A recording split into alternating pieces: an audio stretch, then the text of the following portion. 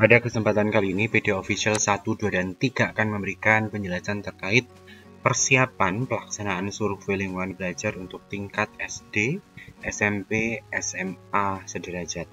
Halo semuanya, kali ini PD Official menjelaskan terkait survei lingkungan belajar, di mana survei lingkungan belajar ini dilakukan dengan tujuan untuk mengevaluasi dan memetakan aspek pendukung kualitas pembelajaran di lingkungan satuan pendidikan, di mana tujuan akhirnya yaitu untuk mengukur aspek satuan pendidikan terkait input proses belajar mengajar yang berdampak pada hasil belajar peserta didik, di mana pernyataan-pernyataan yang ada di instrumen survei ini nanti akan disesuaikan dengan perspektif masing-masing responden.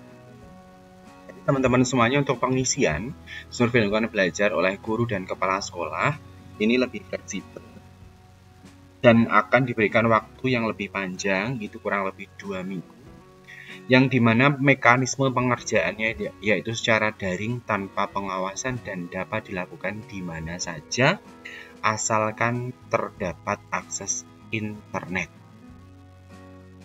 Nah, untuk itu Bapak Ibu guru kepala sekolah itu tentunya wajib melakukan pengisian survei lingkungan belajar. Hal ini dikarenakan karena dapat mempengaruhi akurasi gambaran umum iklim belajar dan iklim satuan pendidikan, di mana hasil survei ini nanti akan dilaporkan sebagai hasil satuan pendidikan dan tidak dilaporkan sebagai hasil individu, guru ataupun kepala sekolah. Dan survei lingkungan belajar ini nanti dijadikan sebagai bagian dari data profil pendidikan dan rapot pendidikan untuk masing-masing satuan pendidikan dan pemerintah daerah. Untuk itu, Bapak Ibu semuanya, Bapak Ibu guru, Bapak Ibu kepala sekolah, perlu melakukan pengisian survei lingkungan belajar sesuai dengan jadwal yang sudah ditentukan.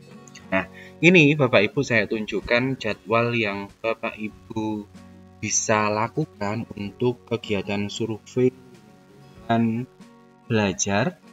Ya, yang pertama Bapak Ibu perlu tahu bahwasanya untuk pembagian yang pertama berwarna pink, yang kedua berwarna hijau, yang ketiga berwarna biru, ya.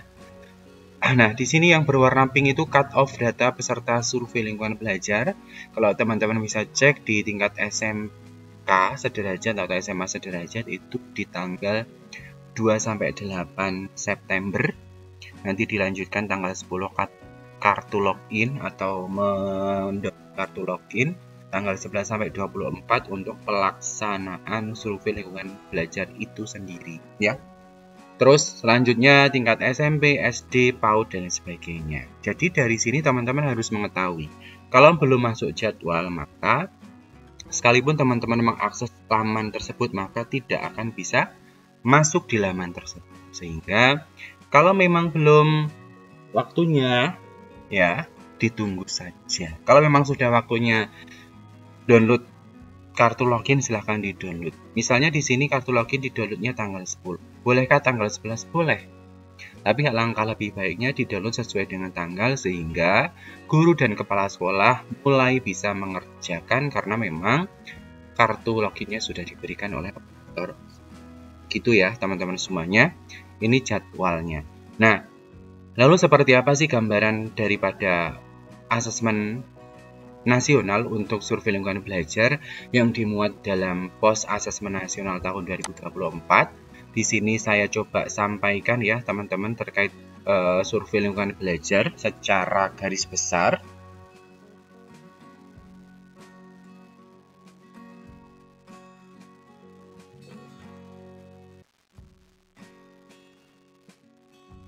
Nah, yang pertama teman-teman, untuk operator satuan pendidikan nanti akan memastikan data peserta sulingjar untuk kepala satuan pendidikan dan pendidik merupakan data tersebut dan mutakhir paling lambat 4 hari sebelum pelaksanaan sulingjar untuk masing-masing jenjang. Kalau kita cek di jadwal tadi ya, 4 hari sebelum ya, kita pelaksanaan tanggal 11, berarti sebelum tanggal 11 4 harinya diperkirakan tanggal 6 ya. 10, 9, 8, 7. Ya, sekitar tanggal 6 itu sudah terbarukan ya data yang di verbal PTK, karena yang akan digunakan untuk responden daripada survei lingkungan belajar yaitu yang ada di Verval PTK, verifikasi validasi pegawai tenaga kependidikan.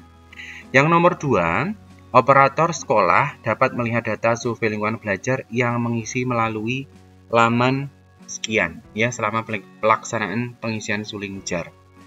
Nah, sebenarnya ini nanti di laman ini yang bisa mengakses ialah operator sekolah. Jadi nanti operator sekolah akan bisa mengecek respondennya siapa saja. Dan daftar responden itu nanti akan memperoleh kartu login. Yang ketiga, Kepala Satuan Pendidikan dan Pendidik yang mempunyai data berbeda dengan daftar peserta Sulingjar dapat melakukan konfirmasi kepada operator selama periode pengisian. Yang keempat, operator atau proktor mencetak kartu pada laman dashboard DSL. Nanti akan saya tunjukkan ya. Paling cepat 2 hari sebelum pelaksanaan. Di sini tidak ada. Nah, untuk prosedur pengisiannya, teman-teman,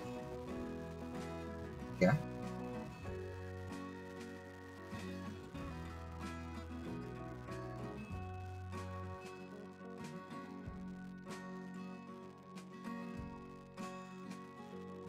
Untuk prosedur pengisian, di sini disampaikan bahwasannya yang pertama, melakukan login menggunakan piranti komputer, laptop, atau gawai berupa tablet atau HP yang terkoneksi dengan internet pada laman surveilingkunganbelajar.kemdikbud.id. Nanti saya tunjukkan.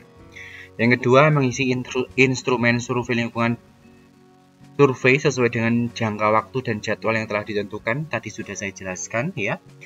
Memastikan semua pertanyaan telah dijawab sebelum melakukan submit jawaban.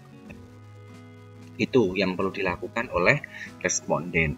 Nah, hal yang perlu diperhatikan itu ada beberapa poin, di mana poin yang A, untuk pengisian survei itu sendiri bisa dicicil ya, tidak langsung diselesaikan. Misalnya, untuk hari ini dicicil dari poin pertama sampai poin 20 atau ukir soal 1 sampai 20. Apakah nanti ketika mengakses lagi akan hilang? Tidak, karena penyimpanannya otomatis atau autosave. Nah, autosave ini dapat diaktifkan apabila melakukan pengisian pada perangkat dan peramban yang sama. Ya, misalnya teman-teman itu sudah membuka browser ya Google Chrome di HP-nya teman-teman dan nanti ditutup ya, artinya ditutup nanti diulangi lagi bisa ya, asalkan perangkat dan peramban yang sama. Yang kedua, pengisian Sulingjar dapat dilakukan secara bertahap ya, ini sudah dijelaskan. Sulingjar dilakukan secara mandiri tanpa bertanya, jadi bisa dilakukan mandiri ya, tidak terkait ruang dan waktu, asalkan tidak melebihi batas penjadwalannya. Pengisian survei lingkungan belajar ini diharapkan sesuai dengan keadaan dan kondisi sebenarnya. Dan nanti operator sekolah akan bisa mengecek progres pengisian survei itu pada laman survei lingkungan belajar. Yang selanjutnya, pelaksanaan tingkat satuan pendidikan memastikan seluruh peserta. Nah, ini karena memang sudah dijadwalkan, nanti operator akan mengecek siapa-siapa yang berisi dan siapa-siapa yang sudah submit serta siapa-siapa yang belum 100%. Sehingga belum submit atau di. Nah, inilah gambarannya. Lalu di mana ketika jadwalnya sudah diperoleh, kartu loginnya sudah diperoleh, di mana guru akan mengecek atau bisa login pada laman survei lingkungan belajar? Caranya seperti ini Bapak Ibu. Ketikkan saja di Google survei lingkungan belajar, pilih yang dashboard survei lingkungan belajar. Mohon maaf, saya ulangi ya. Survei lingkungan belajar.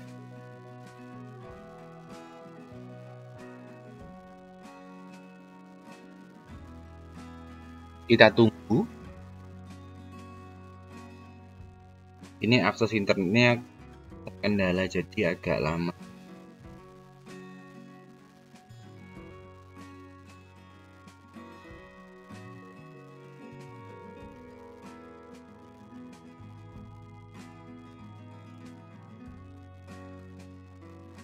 Nah, ketikkan saja di Google ya teman-teman, survei lingkungan belajar .kemdikbud.go.id /login. Nah, nanti kalau operator sekolah sudah membagikan kartu login, teman-teman masuk saja di link ini, masukkan NPSN, token, NIK, tanggal lahir, bulan, dan tahun. Mana data ini disesuaikan data yang diinputkan pada aplikasi Dapodik maupun Emis. Setelah itu baru klik login. Ya, untuk kartu login, tugasnya operator sekolah. Ngeceknya di mana? Di dashboard di slb.kemdikbud.go.id. Ya, itu ya. Nanti saya sematkan link-linknya di dashboard atau bagian deskripsi video ini ya. Nah, inilah nantinya yang akan diakses oleh guru dan kepala sekolah. Nah, lalu bagaimana sih cara mencetak kartu loginnya nanti? Dan untuk melihat progres pengisian, nanti silahkan operator mengklik ini ya. Diklik, nanti login menggunakan SSO Dapodik.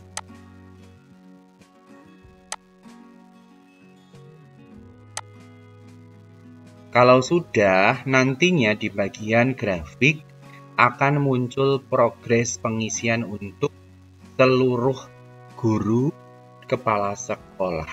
Ya, nanti akan muncul. Ketika digeser di bagian tadi kan di grafik, sekarang geser ke tabel, nanti akan ada informasi satuan pendidikan dan ada informasi NEN UPTK, NIK nama, isian, jenis responden, dan partisipasi. Di sini nanti yang berwarna hijau ini sudah 100%. Nanti di sini ada keterangan isiannya 100% ya. Ini untuk melihat progresnya. Nah, untuk mendownload di sini ya, Bapak Ibu dan teman-teman operator, untuk mendownload kartu pesertanya di sini atau kartu login. Gitu ya, teman-teman semuanya. Terima kasih atas perhatiannya. Berikut penjelasan dari saya. Hal yang perlu disiapkan oleh operator dan gambaran umum bagi teman-teman responden Surjar 2024.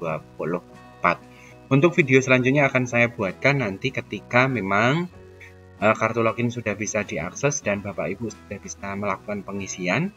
Nanti akan saya buatkan video selanjutnya. Terima kasih, salam data, salam interaksi. Jangan lupa subscribe, like, komen, dan share video official 1, 2, dan 3 tutorial pendidikan.